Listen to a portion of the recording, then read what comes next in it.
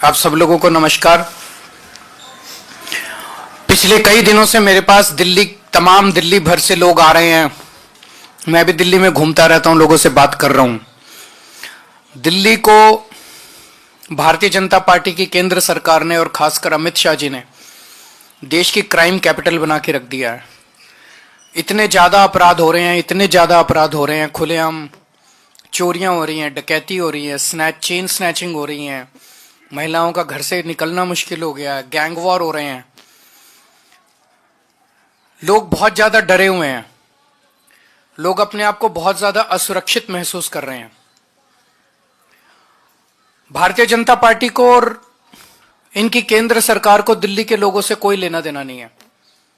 ये लोग तो दिल्ली वालों से नफरत करते हैं और इसी नफरत का नतीजा है कि आज 25-27 साल से भारतीय जनता पार्टी दिल्ली की सत्ता में नहीं आ पाई है। लेकिन हमें तो लेना देना है। दिल्ली के लोग तो हमारे हैं, दिल्ली के 2 करोड़ लोग हमारा परिवार हैं। अगर दिल्ली में किसी को तकलीफ होती है तो केजरीवाल के दिल में दर्द होता है, मुझे तकलीफ होती है, तो हम चुप नहीं बैठ सकते।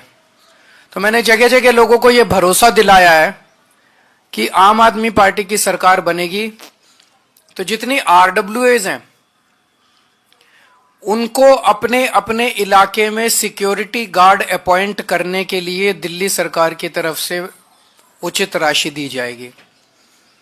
इसके कुछ मापदंड बना लेंगे कि किस आरडब्ल्यूए को कितने सिक्योरिटी गार्ड का पैसा देना है, कितना पैसा देना है, एरिया के हिसाब से होगा या नंबर ऑफ फैमिलीज के हिसाब से होगा, उसका एक मापदंड बना लेंगे।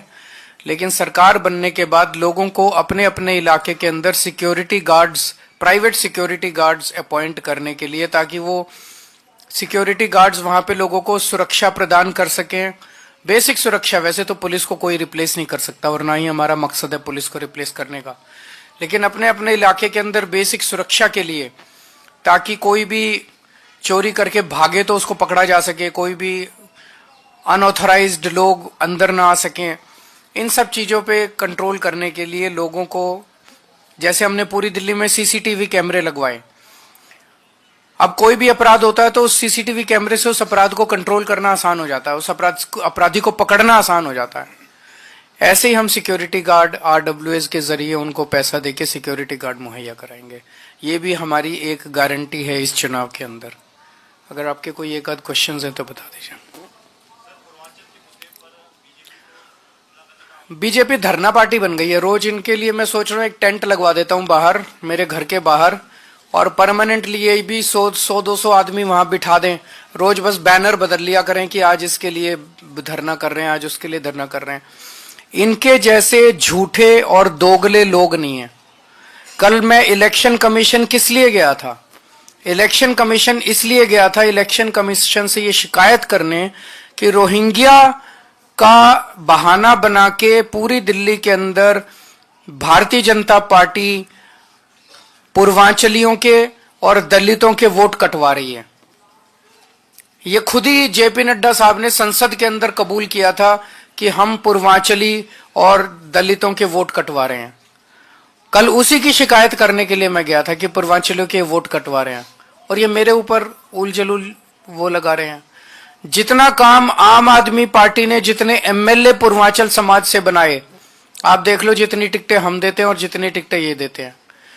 पूर्वांचल से जितने लोग आते हैं वो कच्ची कॉलोनियों में रहते हैं।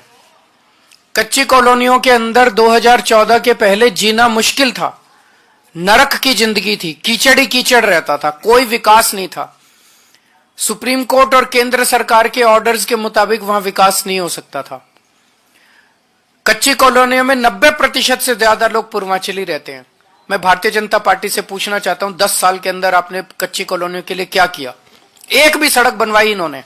एक भी गली बनवाई इन्होंने पूर्वांचल समाज के लिए? एक भी विकास का काम किया इन्होंने पूरी दिल्ली में? कच्ची, तो हमारे पास इतना पैसा था, इतनी पावर थी, कर देते। दिल्ली की सारी कच्ची कॉलोनियों में सड़कें बनवाई, गलियां बनवाई, सीसीटीवी कैमरे लगवाए, नालियां बनवाई, सीवर के कनेक्शन दिए, पानी की पाइपलाइन डलवाई, अस्पताल बनवाए, मोहल्ला क्लिनिक बनवाए, स्कूल बनवाए, उनको इज्जत और सम्मान की जिंदगी दी है मैंने। आज जिन कच्ची कॉलोनी में 3,000 रुपए गज का रेट था 2015 में, आज वहां 1 लाख रुपए का ऊपर का गज का रेट है और लोगों को सम्मान की जिंदगी मिली है। भारतीय जनता पार्टी ने क्या किया? केवल धरने प्रदर्शन करते हैं ये लोग, गंदी राजनीति करते हैं ये लोग, काम नहीं करते, काम इनसे कुछ नहीं होते।